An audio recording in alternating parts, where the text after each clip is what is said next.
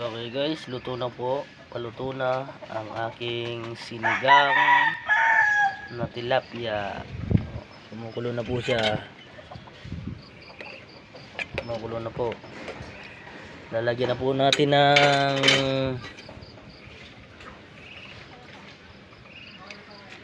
mga dahon-dahon para alokbati, para masarap po siya. Yan. So, yan, pakulo na. Lalagyan na po natin ng pang-asim. Pang-asim po. Lalagyan na natin ng pang-asim para asim kilig po. Sa inyo kung dadamihan ho nyo ng pang-asim. Sa akin lang, sakto lang.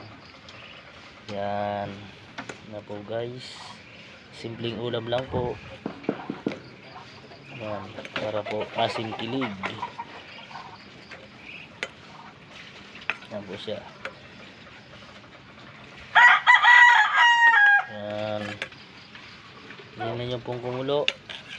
Tapos hahanguin ho. Hahanguin ho yan. Thank you guys.